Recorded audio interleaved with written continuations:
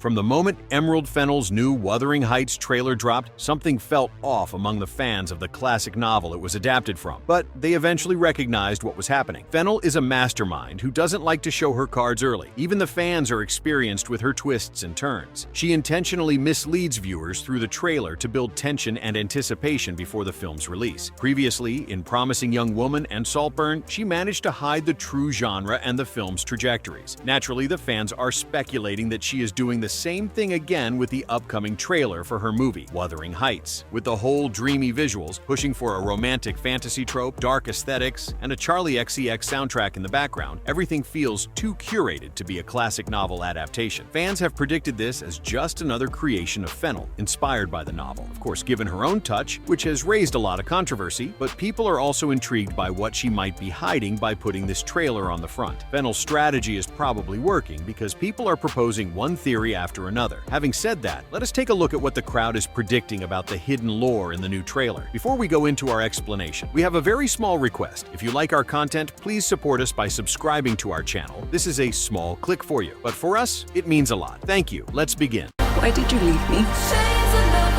Why did you betray your own heart? The quotation marks everyone is talking about. The first major clue that something unusual might be happening comes from the title itself. The film is marketed as Wuthering Heights, within quotation marks. On the surface, it might appear as just a punctuation mark, but the fans are reading into it. Generally, filmmakers never do this with classic adaptations, but the fans are convinced that the quotations are there as a mark of distance from the actual novel. Apparently, it makes the title look more like a reference, as if Fennell's version is not just an adaptation, but rather her interpretation or perception of it. The trailer seems like a hidden mystery, where only one side of the picture is shown, but the other side simply waits to be unfolded. Where is the obstacle? Can Cathy's mind be the real setting? One of the most promising theories on Reddit that fans won't stop talking about is what if the entire film takes place in Catherine's mind? And it is convincing because we get to see how dreamy the trailer is. It appears like it's being remembered or fantasized. The colors are soft, and the intimacy is too heightened, as if Cathy is rewriting her messy past. Even modern music sneaks in, as if it doesn't care whether it is the Victorian age or the 21st century. The fans think that only then does the weirdly modern energy of the trailer make sense. It isn't real, but it is how Cathy wants to remember things as chaotic, passionate, tragic, but beautiful and totally disconnected from reality. Even the quotation marks fit perfectly then, because we are not watching Wuthering Heights. We are watching Catherine's version of Wuthering Heights, brought to life by Fennel. Cathy.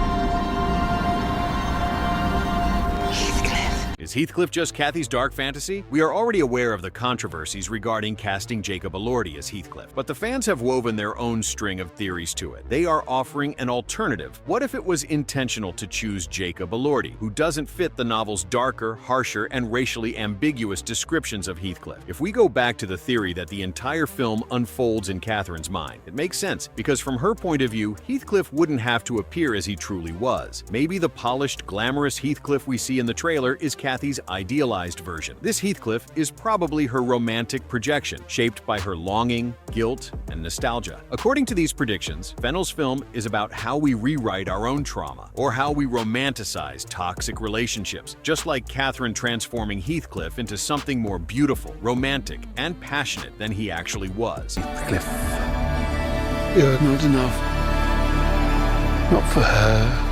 What if it is not a period drama? Another theory that refuses to die is, what if the movie wasn't meant to be authentically Victorian at all? Just like the movie's casting director said, not everything needs to be accurate. The fans speculated that it might have been their motive from the beginning. Fennell is probably crafting this movie to show how people tend to romanticize and glamorize toxic, dysfunctional love stories, calling them soulmates, twin flames, long-lost lovers, and what else? That even explains the modern soundtrack, the styled costumes, and the modern framing. The film might work like a mirror, not to create history, but to call out people's obsession with tragic romance.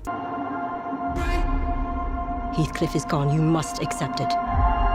Meta theory, a film that might be about storytelling itself. People who have studied Fennell's work or are still recovering from Saltburn have all noticed one thing about Fennell. That is, she loves to use aesthetics to make you fall in love with something fundamentally disturbing. In her previous works, such as Promising Young Woman and Saltburn, she played with the audience's expectations and cultural myths, highlighting the dark sides of the genres. So, there are speculations that a very similar thing is going to happen with Wuthering Heights, exploring how stories are rewritten, misremembered, and mythologized over time. The film might be questioning the cultural glorification of a romance that was never meant to be aspirational. Whatever our souls are made of is mine are the same.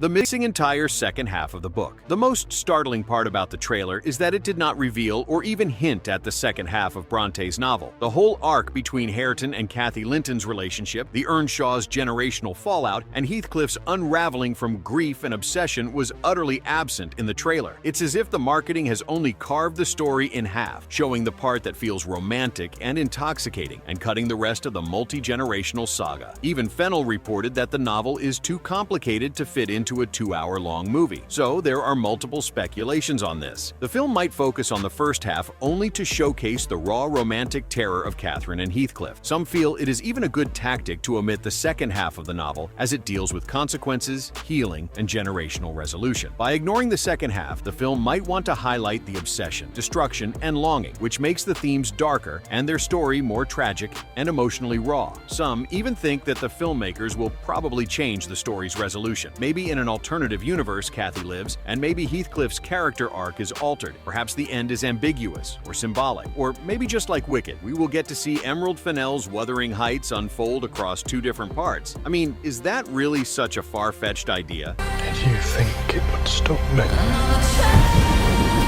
The looping tragedy. The fans have noticed that the trailer gives a haunting, dreamlike tone, with shots of misty valleys, windswept landscapes, and Cathy standing in the frame in the most ethereal way possible. Some speculate that the film might use Cathy as a narrator from beyond the grave, or that we are seeing the story entirely through her lens or memories. The dreamlike visuals, lingering close-ups, and surreal sequences could represent her memories or fantasies rather than actual events. The title in quotes, Wuthering Heights, could suggest that this is her interpretation rather than the novel's literal events. In fact, some fans have speculated that Margot Robbie in the film is probably going to read Emily Bronte's Wuthering Heights and fantasize herself as Cathy in her head, which is probably why her character seems to be older than Bronte's Cathy, who was 18 years old. That is probably why Heathcliff is a white man, because it could be that she was fantasizing the face of her own lover instead of what Bronte had depicted in her book. So it would be like a whole story within a story situation. Going by this theory, the film becomes even more psychological and emotional. Even the omission of the novel's second half makes sense now, as it might be absent because maybe Margot Robbie's character does not share the same perspective or care about those outcomes. And maybe that would set up the movie to have a different ending, instead of the novel's ending being trapped in its own tragic cycle. Kiss me.